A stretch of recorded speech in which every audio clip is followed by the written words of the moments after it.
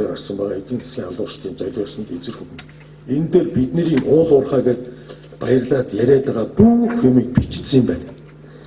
Энэ дөрвөн бүрийг та нар уншаад үзээрэй. Мянгаыг хулгайлахын тулд хулгайчин гар хэрэгтэй.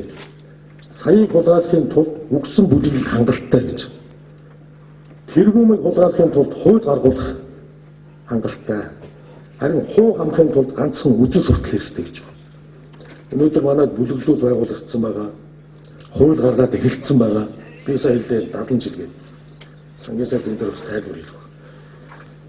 Харин хуу хамахын тулд ганцхан үжил суртал гэдэг нь өнөөдөр 2030 онд Монгол хүнд нэг хүнд ногд бодит орлого $60,000 болно гэж үжил суртал байна. Тийм юмнууд зорж байгаа юм шиг болохоор нөгөө хүний тэмцэх бохимдох чанар байхгүй болдог. Энэ үжил суртал ингээд яваад эхэлцээ. Тэр номыг би гарсан дор нь уншсан. Тэгээ эдийн засгийн байгууллагад бас олон жил ажиллажлаа. Энэ хугацаанд бол 2-3 системэл дамжлаа шүү дээ. Гадна дотны хүмүүстэй их ажиллалаа. Ялангуяа одоо 90 оноос хойш бол энэ олон улсын байгууллагууд гишүүнээр хэлсэг энэ олон улсын хамтын нийгмийн дэмжлэгийг авахын тулд одоо гадаад улс орнуудтай харилцаж нэлээд ажилласан. За энэ одоо түүхээ эргээд ингээд бодоход бол яхаарахгүй тэр номонд бичсэн зүйлүүд нүдэнд харагдаж зарим хүмүүсийн зүс царай хүртэл одоо тодорч ирд юм аа. Үзэгч та бүхэн хөлсний алуурчин гэдгийг мэднэ. Харин эдийн засгийн алуурчид гэж юу байдаг? Хэрхэн үйл ажиллагаагаа явуулдаг талаар юм дуулсан уу?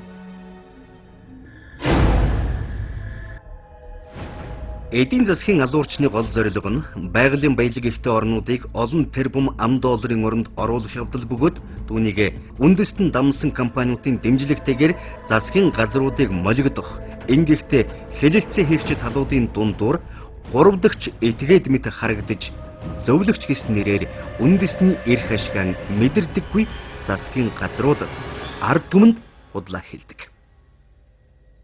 Үүний үр дүнд их хэмжээний өрөнд орсон альч орн нь үндэстэн дамсан компаниудад байгалийн баялгаа хямдхан өгөх байдалд хүргэх явдал юм.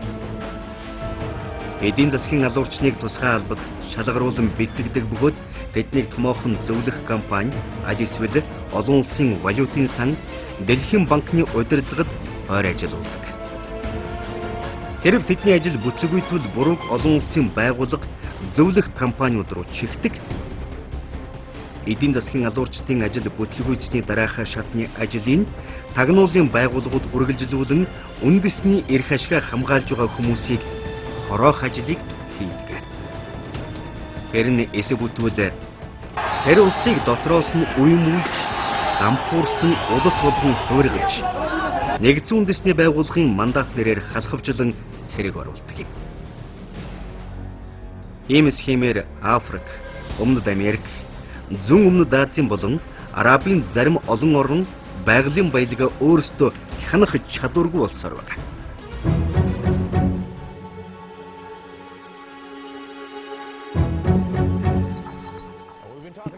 Эдийн засгийн алуурчны намжлал ном түүний зохиогч Джон Перкинсийн тухай Америкийн нэвтрүүлгүүдээс одоо та бүхэнд үзүүлье. Корпоратократууд бол бас л хүмүүс. Том корпорат эзэмшдэг хадагтан үед үнэндээ тэд нууцч биш дадлах шаардлага байхгүй. Томор харвал тэд хууль бусаарч ажилдаггүй. Гэхдээ тэд чухам Америкийн нэгдсэн улсын засгийн газрыг санхүүгийн байгууллагуудаар дамжуулан хянаж бусад орны засгийн газруудыг удирддаг. Тэд олон нийтийн мэдээллийн хэрэгслийг шууд реклам сурталчилгааны зардлаар нь дамжуулан хяндаг. Тэдний үйл ажиллагааны үзэл санаа бол хамгийн их ашиг олох явдал юм. Чухам ийм үзэл санааны дор Америкийн нэгдсэн улсын хүн амын 5% нь нууц баялагын 25% хэрэгэлдэг тогтворгүй байдлыг бий болгосон л доо.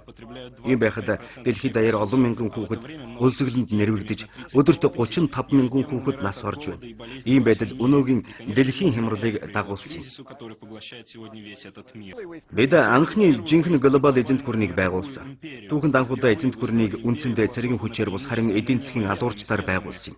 Бид 3 дахь ертөнцийн орнуудаас манай корпорациудад хэрэгтэй байгалийн баялаг тухайлбал газрын тосыг олж тэдэнд дэлхийн Өвлийн банк болон түнш байгууллагуудаас асар их зээл олгуулна. Тэгэхдээ мөнгө нь манай корпорациудаар дамжих бөгөөд технопарк, зам, эрчим хүчний байгууламжуудад зарцуулагддаг.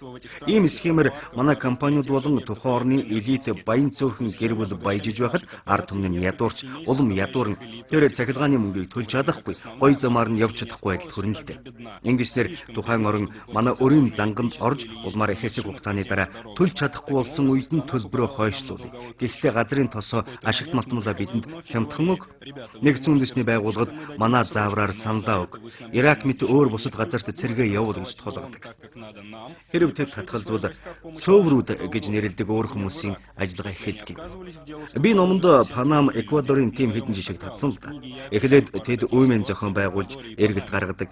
Зарим тохиолдолд удирдагчийн цааш нь харуулдаг. Ирак зэрэг улс оронд цөөврүүдэрч барахгүй цэрэг оруулсан шүү дээ. Ийм замаар бид эзэнт гүрнийг байгуулсан бөгөөд бусдын газар нутгийг эзэлдэг байсан өмнөх эзэнт гүрнүүдээс ялгаатай. Та энэ тогтолцооноос яаж гарч чадваа? Та номонд эдийн засгийн алуурчин байсан хүн гэж байдаггүй гэсэн байна лээ. Би 1980-аас 81 онд анх орсон.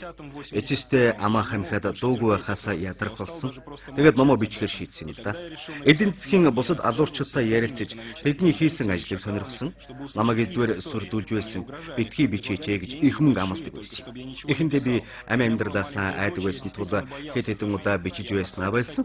Гэхдээ 9-р сарын 11-ний дараа унсан барилгуудын суурийн тэг төв дээр ирж зогсоод би заавал бичих ёстой гэж шийдсэн. Энэ удаад би бичиж байгаа тухайгаа хэнд ч хэлээгүй.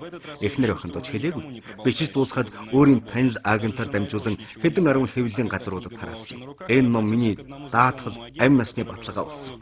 Хэрв намайг буудан хороох юм эсвэл ямар нэгэн юм болвол дэлхийд даяар тарна гэдгийг бүх цөөврүүд сайн мэдэж байна. Ном тэр тэлрэг алдартай болсон. Олон хувиар хэвлэгдэж 30 хэлээр орчуулагдсан. Түүнээс ч их нууц илчлэгдэж болно шүү дээ. Ингэж миний ном амь насны минь баталгаа болсон. Удаахаа хийсэн ч өөрийн толгой дээр гэдэг. Одоо бид Америкийн нэгдсэн улс, Европ, хуучин зөвлөлтийн орнууд эдийн засгийн алуурчдын гайг өөрийн биеэр амсаж байгаа. Схемийн хэлбэр шүү дээ. Хэдийгээр олон хүн корпорациудад өртөө болон төдий чинийгээр ашигтай байна. Эдгээр хүмүүс асар их мөнгө, эрх мэдэлтэй байгаа нь маш их ирээдүйтэй харагдаж байгаа. Өрсөлдөгч корпорац бүл хөдлөх хөрөнгө газрыг хямдхан худалдаж авах, том банкуд жижигэн залгих болж байна. Нөгөөдөө бүр миний бодлоор шударга ёсны нэгэн асуудал бас байна. Өнөөдөр бид цөөхөн хэсэг хүн дэлхийн баялагийг эзэмшиж, бусд нь үндсэндээ юу ч үгүй тогтворгүй нөхцөлд орлоо. Миний бодлоор бид үйлдвэржилтийн хувьсгалын үеийнхтэй төстэй орчинд байгаа юм. Бид эдийн засгийг тогтворжуулах хэрэгтэй. Хүмүүст шударга ёс хэрэгтэй. Хүмүүс энхийг хүснэ. Одоо үзэгч та бүхэн чухам юу болоод байгааг ойлгож байгаа байх. Хэдий болтол монголчууд тархи авгаалах юм бэ? Хэдий болтол үлбгэр улс төрчдийг харж энэ хэд маань хизээ гэгэрх юм бэ гэж хүлээх вэ? Хэдий болтол манай сэтгүүлчид хүний мөнгөөр Монголын эсрэг ажиллах юм байна.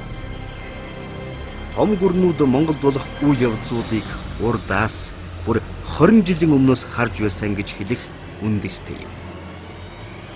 Түүний нэг тод жишээ нь Монгол учраан олоогүй байхдаа 1995 оны 3 дугаар сарын 9-нд Монгол улсын засгийн газар Нидерланд улстай харилцсан татвараас чөлөөлөх гэрээ хийжээ.